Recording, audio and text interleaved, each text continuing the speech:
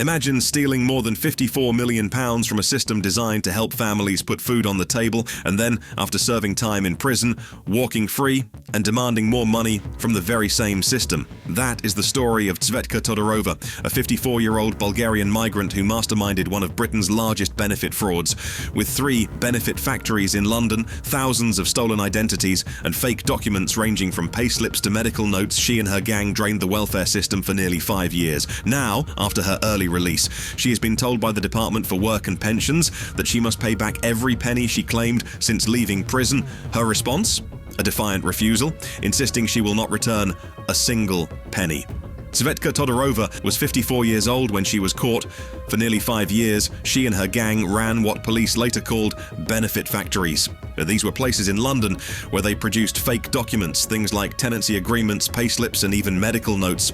They stole the identities of 6,000 people, including children living abroad, and used those names to make thousands of false claims for universal credit. Universal credit, as many of you know, is the benefit system designed to help people who are struggling, those who are out of work, those who need support to pay rent, those who need help to feed their families. It is meant to be a safety net, but Todorova and her group turned it into a money-making machine. For 4.5 years, they drained the system. Month after month, claim after claim, millions of pounds flowed into their hands.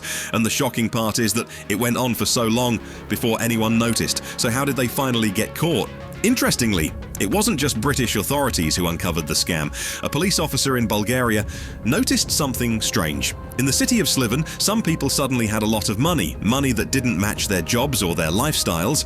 That raised suspicion. The Bulgarian police tipped off the British authorities, and that led to the investigation that eventually brought the gang down. When the case went to court, the scale of the fraud stunned everyone. Prosecutors said more than £54 million had been stolen. To put that in perspective, that amount could have funded thousands of families for years. It could have paid for schools, hospitals, or community services. Instead, it was taken by a small group of criminals who saw the welfare system as easy prey. Tsvetka Todorova was sentenced in May 2024 to 3 years in prison. Now, you might think 3 years is not a very long time for such a huge crime, and many people felt the same way, but that was the sentence she received. Here is where the story takes another shocking turn. After serving only part of her sentence, Todorova was released early.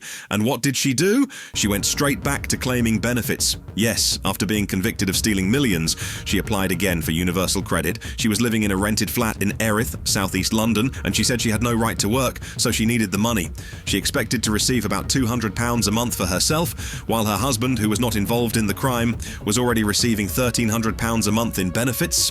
When reporters spoke to her, she was defiant. She said, "I will not give back a single penny." She bragged about owning a house in Bulgaria worth £90,000, saying the government couldn't touch it because it was in both her and her husband's names.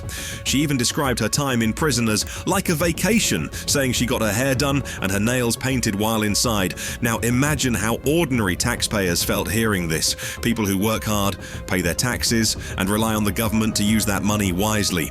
To hear that someone who stole millions could walk free, claim more benefits, and refuse to pay anything back, it was infuriating. The Department for Work and Pensions, or DWP, quickly stepped in. They reviewed her case and announced that she would be forced to repay all the benefits she had claimed since her release. A spokesperson said clearly, "When someone is convicted of benefit fraud, a loss of benefit is applied to any future claims." Prosecutor Gareth Munday also explained the difficulty of recovering the stolen money. He said only about £1 million had been recovered so far, and another million was being chased, but most of the money was gone, moved overseas, hidden beyond the reach of investigators.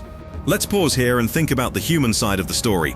Todorova says she suffers from depression and high blood pressure because of the case. She says her husband is depressed too. She claims she needs the money to fix her teeth. These are her words, but many people see them as excuses, as attempts to justify her refusal to repay. She insists she is innocent, even though she pleaded guilty in court. She says, "I was only helping. They have made a mistake with me."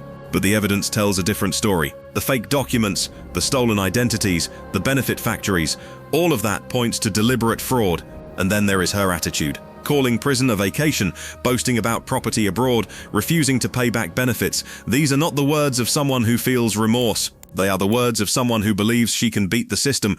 The government, for its part, is trying to show strength, By forcing her to repay, they want to send a message: fraud will not be tolerated, but the damage to public confidence is already done. Other cases have added to the anger. One man took £28,000 in benefits even though he had inherited £121,000.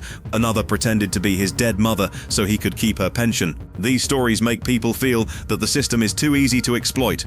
So what can be done? Experts say stronger checks are needed, better technology to detect false claims, more cooperation between countries to track stolen money, tougher sentences to deter fraudsters, and clearer rules to stop convicted criminals from claiming again. At the end of the day, this is about fairness. Benefits are meant to help those in need. When someone cheats the system, they are not just stealing money, they are stealing trust. They are stealing from families who depend on that support. That's all for today. Subscribe for more such current stories going on in Britain.